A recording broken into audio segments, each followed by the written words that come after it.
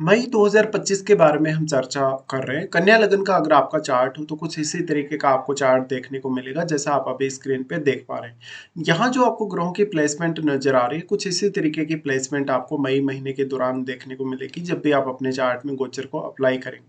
यहाँ पे हम सबसे पहले गोचरीय स्थितियों के बारे में चर्चा करेंगे, उसके बाद देखेंगे वास्तव में ये जो आपको गोचर नजर आ रहा है आपके लगन चार्ट में, इसका वास्तव में कैसा असर आपके ऊपर हो सकता है।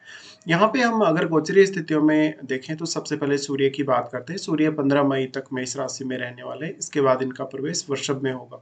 बुध का अगर देखा जाए गोचर तो 7 मई से ये मेष राशि में आएंगे और 23 मई से वृषभ राशि में प्रवेश कर जाएंगे। शुक्र का गोचर मीन राशि में रहेगा और 31 मई से ये मेष में प्रवेश करेंगे। मंगल का गोचर रहेगा कर्क राशि में। बृहस्पति 14 मई को अपना राशि परिवर्तन करके मिथुन राशि में आ रहे हैं, तो ये आपको मिथुन में देखने को मिलेंगे। शनि का गोचर ऑलरेडी क्योंकि मीन राशि में शनि आ चुके हैं तो आपको मीन में ही देखने को मिलेंगे।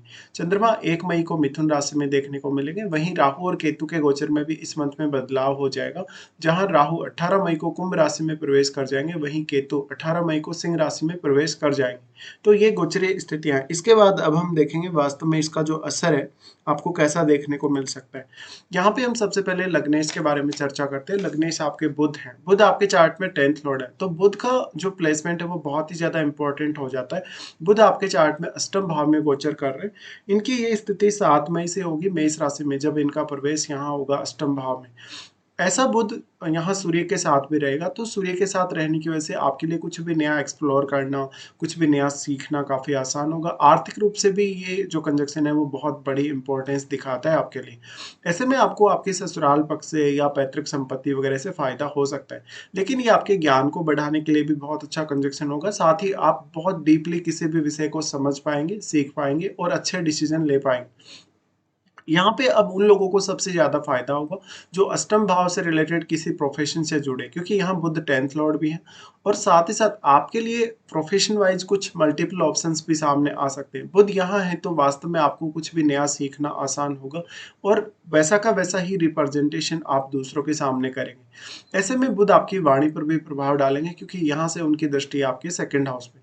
हालांकि सूर्य और बुध का जो साथ रहने वाला है लगभग 7-8 दिन के लिए ही रहने वाला है, लेकिन फिर भी ये यहाँ क्योंकि सूर्य उच्च के होंगे तो निश्चित तौर पे आपको बुध पर भी काफी पॉजिटिव असर देखने को मिलेगा। बुध का वाणी स्थान पर जो दृष्टि है उससे आपको फैमिली से रिलेटेड कार्यों को मैनेज करना आसान होगा, अपनी इनकम को मैनेज करना आसान होगा, साथ ही साथ अपने लिए कुछ नए इनकम सोर्सेज भी खोजना आसान होगा। ऐसे जातकों का वास्तव में जो वाणी का असर है दूसरों पर वो काफी अच्छा देखा जा सकता है। साथ ही साथ आप अपनी पर्सनैलिटी से, अपने अभिव्यक्ति से दूसरों को काफी तेजी से प्रभावित करते हुए नजर आएंगे। उसके बाद बुध यहाँ अपना राशि परिवर्तन करेंगे, आपके नवम भाव में आ जाएंगे।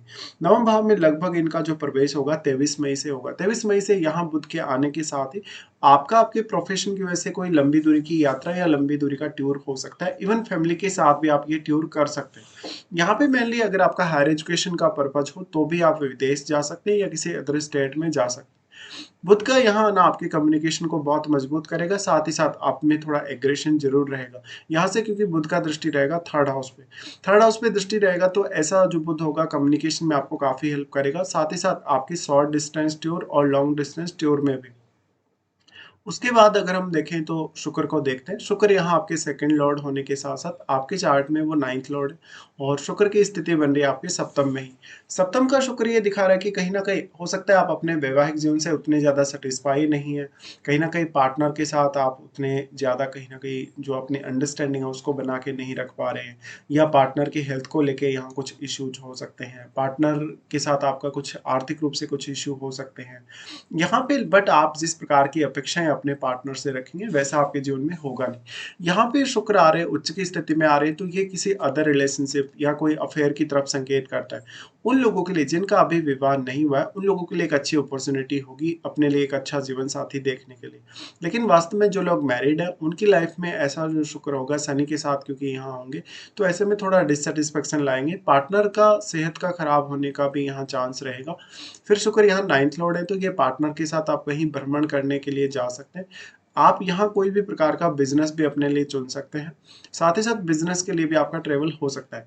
बट क्योंकि आपके सेकंड लॉर्ड है शुक्र, सेकंड लॉर्ड होने के मामले में यहाँ कुछ हद तक आप अपने पार्टनर से या उनकी फैमिली से ये अपेक्षा करेंगे कि वो आपके आर्थिक स्थिति में या आर्थिक रूप से जो भी संसाधन आपके पास है उनको वो इम्प्रूव करें या उसमें वो योगदान करें।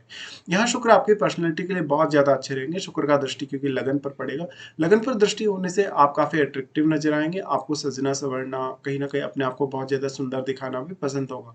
बट शनि साथ है, शनि साथ होने की वजह से वो एक जिम्मेदारी, वो एक रेस्पॉन्सिबिलिटी रहेगी जरूर ही। तो यहाँ हो सकता है आपका पार्टनर आपके रिलेशनशिप को लेकर बहुत ज़्यादा सीरियस हो, बहुत ज़्यादा, लेकिन वो आपको कहीं ना कहीं एक फनी लाइफ नहीं दे पाएगा, एक फनी मोमेंट लाइफ में नहीं ला पाएगा वो आपके। और यही सबसे मेन एक पर्पज होगा आपका डिससेटिस्फाई होने का। अब यहाँ आपके सप्तम में अगर कोई अन्य ग्रह बैठा है तो उस ग्रह को जरूर देखेगा। हो सकता है वो ग्रह यहाँ शुक्र का मित्र ग्रह तो आपको फायदा होगा, लेकिन अगर वो शुक्र का शत्रु ग्रह हुआ उस केस में आपको यहाँ काफी ज्यादा डिससेटिस्फेक्शन होगा। शुक्र के यहाँ आने से जो लोग ऑलरेडी मैरिड हैं उनकी लाइफ में कोई और आ सकता है, उनका अट्रैक्शन या उनका अफेयर किसी और से हो सकता है। यहाँ पे शुक्र आपकी पर्सनैलिटी को लेकिन काफ़ी ज़्यादा अट्रैक्टिव बनाएंगे, साथ ही साथ आपको कुछ हद तक आपके आर्थिक रूप से या भौतिक सुख सुविधाओं के मामले में जिम्मेदारियां भी देंगे। शुक्र उसके बाद प्रवेश करेंगे अष्टम में। तो इनका जो प्रवेश होगा लगभग 31 मई से ही होगा, तो उसके चर्चा हम अगले महीने के वीडियो में करेंगे। इसके बाद हम देखते हैं यहाँ मंगल को। मंगल आपके थर्ड लॉर्ड है और साथ में आपके अष्टमेश भी। मंगल का गोचर हो रहा है 11th हाउस में। देखिए मंगल अब नीच की स्थिति में है, यहाँ पे नीच की स्थिति में होते हुए आपको ये सावधानी रखनी होगी कि आप कोई भी इस प्रकार का फैसला ना लें जहां पर आप आर्थिक रूप से कोई बड़ी रिस्क लेने जा रहे हैं, या आपके पास कोई अच्छी अपॉर्चुनिटी है लेकिन कहीं ना कहीं आपकी जल्दबाजी की वजह से वो अपॉर्चुनिटी आपके हाथ से निकल जाती है। यहाँ मंगल आपको काफी ज्यादा डेडिकेशन और एग्रेशन देंगे आपके आर्थिक मामलों से जुड़े हुए मैटर्स में। यहाँ पे अगर देखा जाए तो मंगल अष्टमेश होने की वजह से कुछ हद तक आपको फायदा दे सकते हैं धन संपत्ति से, जो आपको पैतृक संपत्ति में होगा। कहीं ना कहीं यहाँ पे मंगल का जो प्लेसमेंट है वो आपकी अपेक्षाओं को काफी तीव्रता से बढ़ाएगा और आपके इमोशंस को भी। चंद्रमा का संबंध देखिए अगर आपके मंगल से बन रहा है वास्तव में या नहीं। साथ ही आपके चार्ट में जो जो प्लेस्ड चंद्रमा है जन्म के समय का, उसका संबंध भी क्या इस मंगल के गोचर से है या नहीं, ये भी आपको देखना होगा। अब आपको देखना होगा वास्तव में यहाँ आपके 11th हाउस में अगर कोई प्लेनेट है, अगर वो मंगल का एक मित्र ग्रह हुआ तो यहाँ आपको काफी फायदा होगा, आर्थिक रूप से आपके लिए एक नई राह खुलेगी, साथ ही साथ आपके नेटवर्क में विस्तार होगा और दूसरों के लिए आप बहुत ज्यादा सपोर्टिव नजर आएंगे। उसके बाद यहाँ अगर देखा जाए तो मंगल का जो गोचर है, कहीं ना कहीं मंगल इसी राशि में गोचर करने वाले हैं, बट वो आपके लिए थर्ड लॉर्ड है। थर्ड लॉर्ड होने के केस में यहाँ थोड़ा सा आप रिस्क लेने के लिए कभी कभी विचार कर सकते हैं। फिर यहाँ से मंगल का एस्पेक्ट वाणी स्थान पे आता है तो ये वाणी को बहुत ज्यादा एग्रेशन देंगे, परिवार के साथ भी कभी कभी थोड़े बहुत रिलेशन आपके बिगड़ सकते हैं। बट यहाँ आपको बुध से मदद मिलेगी, बुध का दृष्टि यहाँ रहेगा और सूर्य का भी रहेगा, तो आर्थिक मामलों में सूर्य बुध ही यहाँ आपकी सबसे ज्यादा सहायता कर सकते हैं। मंगल का एस्पेक्ट फिर आपके पंचम पे भी है। पंचम पे मंगल का एस्पेक्ट है तो ये आपको लॉटरी सट्टा या शेयर मार्केट की तरफ काफी तीव्रता से आकर्षित कर सकता है। साथ ही साथ यहाँ आपके विचारों में थोड़ा सा एग्रेशन ज्यादा रहेगा, तो यहाँ आपको इमोशनल होने की जरूरत नहीं होगी। वास्तव में आप कितना जल्दी कोई काम के लिए रेडी होते हैं या कितना जल्दी आप फैसला लेते हैं ये आपको देखना चाहिए। मंगल का एस्पेक्ट फिर आ जाता है 6th हाउस पे। 6th हाउस पे एस्पेक्ट आएगा तो कहीं ना कहीं ये आपके लिए डेली लाइफ के लिए बहुत बेहतर होगा, डेली लाइफ में आने वाली समस्याओं को आप दूर कर सकेंगे। बट यहाँ अभी राहु आ जाएंगे 18 तारीख से, तो ये दिखाता है कि कहीं ना कहीं विदेश का कुछ कनेक्शन अगर आपका बनता हो तो आपको ट्राई अवश्य करना चाहिए। इवन आपके वर्क प्लेस में या आपके प्रोफेशन से संबंधित आप कोई बहुत बड़ा फैसला ले सकते हो। उसके बाद हम यहाँ देखते हैं गुरु को। गुरु आपके 4th लॉर्ड और 7th लॉर्ड है। गुरु का जो ट्रांजिट होने वाला है वो आपके 10th हाउस में होने वाला है, और यहाँ भी गुरु क्योंकि ड्वेल प्लैनेट है और ड्वेल साइन में ही आ रहे, तो ये कैरियर को लेकर कुछ नई अपॉर्चुनिटीज लाएगा। साथ ही साथ कैरियर में आपकी अच्छी अंडरस्टैंडिंग और कहीं ना कहीं आपकी जो योग्यता है, आपके पास जो गुण है, बुद्धिमत्ता है, आपकी विवेकशीलता है, वो आपके लिए बहुत ही मैटर करेगी। यहाँ पे अब गुरु क्योंकि आपके सप्तमेश भी हैं तो कहीं ना कहीं पार्टनर से भी आप थोड़ा ये एक्सपेक्ट करेंगे कि वो भी आपके कैरियर में कुछ योगदान कर सके। यहाँ पे वास्तव में गुरु 4th लॉर्ड है तो यहाँ डोमेस्टिक लाइफ और अपने कैरियर को आप अच्छे से बैलेंस में ला सकेंगे। साथ ही साथ गुरु का अगर हम एस्पेक्ट के हिसाब से बात करें तो ये 2nd हाउस पे एस्पेक्ट डालेंगे, इसकी वजह से यहाँ गुरु एस्पेक्ट डालें तो ये वेल्थ एक्यूमुलेशन के लिए अच्छी स्थिति को दिखाता है। साथ ही साथ फैमिली के साथ रिलेशंस को भी बैलेंस बैलेंस करने के लिए गुरु का साथ आपको मिलेगा। यहाँ इनकी दृष्टि है तो आप अपने जो पैसा है, जो आपकी इनकम है या जो भी आपके पास धन संपत्ति है उसकी कहीं न कहीं इम्पोर्टेंस को आप समझ सकेंगे।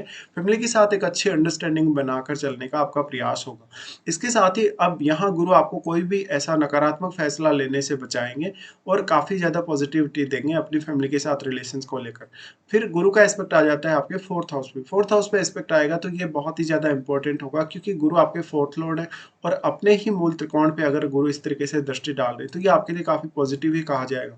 ऐसा गुरु आपकी डोमेस्टिक लाइफ को काफ़ी ज़्यादा बैलेंस में लाएगा। साथ-साथ में कहीं न कहीं आपकी डोमेस्टिक लाइफ में कोई भी प्रकार की समस्या है, चाहे तो वो आपकी प्रॉपर्टी, धन से जुड़ी है या कोई भी अन्य मामलों से जुड़ी है, उसमें भी आपको काफ़ी ज़्यादा बैलेंस देखने को मिलेगा। साथ ही साथ परिवार के सदस्यों के साथ भी आपकी एक अच्छी अंडरस्टैंडिंग आपको देखने को मिल सकती है। गुरु यहाँ अब 7th लॉर्ड है। 7th लॉर्ड होने के केस में अब आप ये एक्सपेक्ट करेंगे कि आपका पार्टनर कुछ हद तक आपको करियर में हेल्प करे या आपके करियर में वो अपनी तरफ से कुछ बड़ा योगदान कर सके। उसके बाद अगर हम देखें तो यहाँ पे शनि को देखते हैं। शनि आपके 5th और 6th लॉर्ड है। शनि का गोचर सप्तम में हो रहा है। ये आपको आपकी मैरिड लाइफ के प्रति बहुत ज़्यादा सीरियस बनाता है। हालाँकि यहाँ शुक्र है, तो थोड़ा-सा फन लविंग आप ज़्यादा रहेंगे और शुक्र क्योंकि उच्च की स्थिति में है। अब आपको देखना होगा सप्तम भाव में आपके कोई प्लैनेट स्थित है या नहीं। यहाँ पे जो भी प्लैनेट होगा वास्तव में या तो वो शुक्र का मित्र होगा और हो सकता है वो शनि का भी मित्र हो। ऐसे में वो प्लैनेट आपकी मैरिड लाइफ पे बहुत गहरा इम्पैक्ट डालेगा। हालाँकि शनि आपको फिर उतनी ही ज़्यादा जवाबदेही या उतनी ही ज़्यादा कहीं न कहीं सपोर्ट करेंगे यहाँ पर और आपको काफ़ी सीरियस बनाएँगे। अब लेकिन शनि यहाँ 6th लॉर्ड है। 6th लॉर्ड होने के केस में इस बात की संभावना थोड़ी बढ़ जाती है कि पार्टनर के साथ उतनी अच्छी अंडरस्टैंडिंग कभी-कभी देखने को नहीं मिलती। शनि यहाँ 5th लॉर्ड होने के केस में आपको थोड़ा सीरियस बनाएँगे मानसिक तौर पे। तो आप अपने रिलेशन के प्रति जितना ज़्यादा प्रैक्टिकल हो हुए नज़र आए, उतना आपके लिए अच्छा रहेगा। कहीं न कहीं तो आप यहाँ पार्टनर से कोई बहुत बड़ी एक्सपेक्टेशन ना रखें। इसके साथ-साथ आप कितने ज़्यादा डेडिकेटेड हैं लोगों के प्रति, अपने पार्टनर के प्रति, उतना ही आपके लिए ये अच्छा होगा। शनि का दृष्टि फिर यहाँ 9वें भाव पे रहेगा। 9वें भाव पे रहेगा तो ये लंबी दूरी की यात्रा करने के लिए अच्छा होगा। आपके करियर से रिलेटेड कुछ अच्छे डिसीजन लेने के लिए अच्छा होगा जिसमें आपका पार्टनर भी आपका सहयोग कर सकता है। शनि का दृष्टि फिर लगन पे आ जाता है। लगन पर दृष्टि आएगा तो ये आपको काफ़ी सीरियस बनाएगा। आपकी जवाबदेही या आपके वास्तव में जो रिस्पॉन्सिबिलिटी बनती है उनके प्रति आपको सीरियस बनाएगा। शनि यहाँ आपको पब्लिकली नेम फेम देने के मामले में अच्छे कहे जा सकते हैं। स्त्रियों के लिए यहाँ थोड़ा-सा मैरिड लाइफ ज़्यादा डिस्टर्ब होती हुई दिखेगी। उसके बाद इनका एस्पेक्ट आ जाता है आपके 4th हाउस पे। 4th हाउस पे एस्पेक्ट आएगा तो क्योंकि यहाँ गुरु का भी एस्पेक्ट होगा।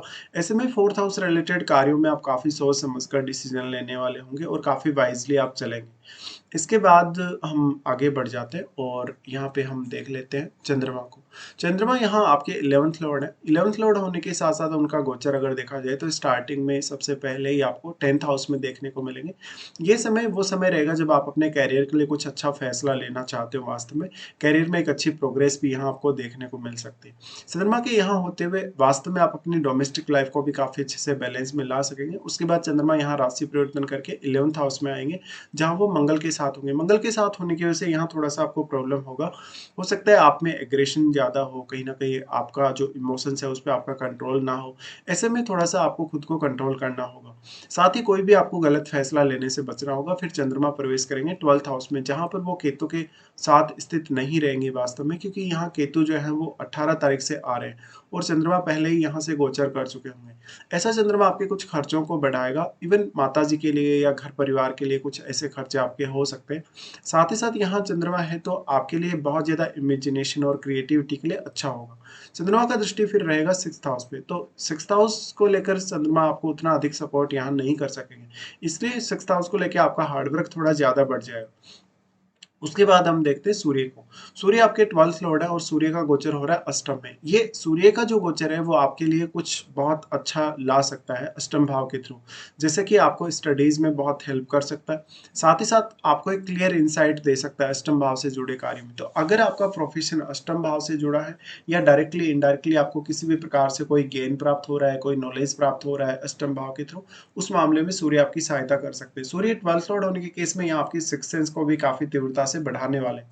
साथ ही साथ फिर यहाँ सूर्य का एस्पेक्ट भी आपके वाणी स्थान पे रहेगा, तो वाणी में भी थोड़ा-सा एग्रेशन या थोड़ा-सा प्रभाव यहाँ आपको सूर्य का ज़रूर देखने को मिलेगा। इस प्रकार का सूर्य और बुध का युति आपके आर्थिक मामलों के लिए बेहद अच्छा साबित होगा। साथ ही फिर सूर्य प्रवेश करेंगे आपके 9वें भाव में, जहाँ वो वृषभ राशि में होंगे। इनका ये प्रवेश होगा लगभग 15 मई के आसपास। 15 मई के आसपास होगा, तो यहाँ इनका प्रवेश होने से आप थोड़े ज़्यादा एग्रेसिव नज़र आएँगे। इनका दृष्टि 3rd हाउस पे रहेगा, साथ ही आपके लिए हार्ड वर्क करना आसान होगा। आप कुछ ट्रैवलिंग कर सकते हैं, या तो विदेश यात्रा कर सकते हैं या लॉन्ग डिस्टेंस ट्रैवल कर सकते हैं। यहाँ पर लेकिन आप अपने काम के प्रति बहुत डेडिकेटेड नज़र आएँगे और सीरियस भी। तो इस तरीके से आपको देखना है। अब हम बात करते हैं राहु केतु का जो परिवर्तन हो रहा है। राहु एक्चुअली आपके 7वें भाव से निकलकर आपके 6th हाउस में आ रहे हैं। अगर आप ऑलरेडी फॉरेन में सेटल्ड हैं या अभी-अभी अगर आप फॉरेन गए हैं या जाना चाहते हैं, तो आपके लिए बेस्ट अपॉर्चुनिटी होगी। यहाँ राहु लेकिन आपको कुछ हद तक तकलीफ में भी डालेंगे। अगर आपकी दशा अभी शुरू हुई है, कहीं न कहीं हो सकता है आपकी जो दशा है वो उतनी ज़्यादा कंफर्टेबल ना हो शुरुआत में, लेकिन इसके लिए आपको शनि को भी देखना होगा और अन्य कोई भी ग्रह जो यहाँ 6th हाउस में स्थित है उसको भी देखिएगा। राहु यहाँ स्थित है, तो मेनली इस हाउस के गुणों को राहु काफ़ी बढ़ाने का काम करेंगे। इसलिए आपकी डेली लाइफ जो होगी वो बहुत ज़्यादा स्ट्रगल वाली कही जा सकती है, या आप डेली लाइफ को लेके थोड़े ऑब्सेसिव ज़्यादा रहेंगे। यहाँ हो सकता है कि आपके कलीग्स, आपके बॉस आपका ज़्यादा फ़ायदा उठा रहे हो। फिर राहु का अगर हम दृष्टियों के हिसाब से देखेंगे, तो यहाँ से सबसे पहले वो 10th हाउस पर ही दृष्टि डालते हैं।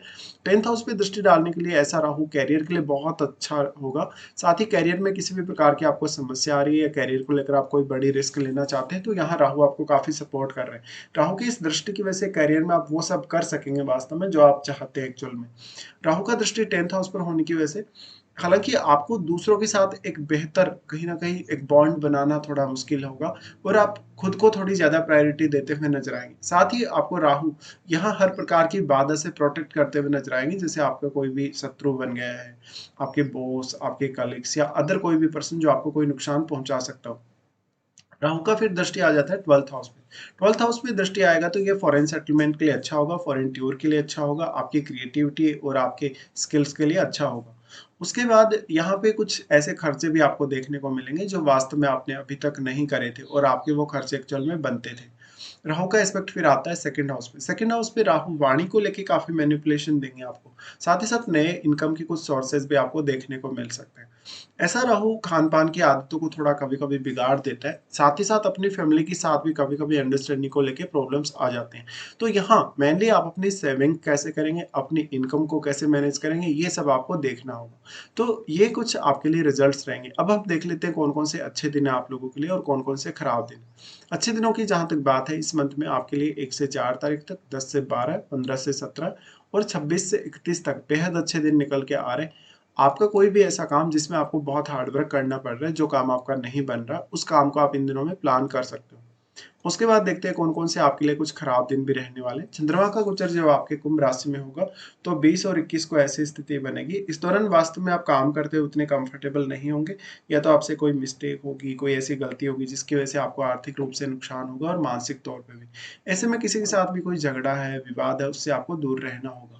चंद्रमा का गोचर जब मेष राशि में होगा, तो 24 और 25 को ये स्थिति बनेगी। इस दौरान आपको आर्थिक रूप से कोई बड़ा चेंज अपने जीवन में देखने को मिल सकता है। मानसिक तौर पे यहाँ पे आप उतने ज़्यादा कंफर्टेबल नहीं होंगे। चंद्रमा का गोचर जब आपके लियो राशि में होगा, तो 5 से 7 तक ये स्थिति बनेगी। यहाँ आपके कुछ गलत डिसीजन हो सकते हैं, साथ ही साथ आपके कुछ बहुत बड़े खर्चे हो सकते हैं। तो ये कुछ परेशानी वाले दिन आप लोगों के लिए रहेंगे। फिलहाल हम यहाँ पूरा डिस्कशन कर चुके हैं। आपको वीडियो देखने के लिए धन्यवाद।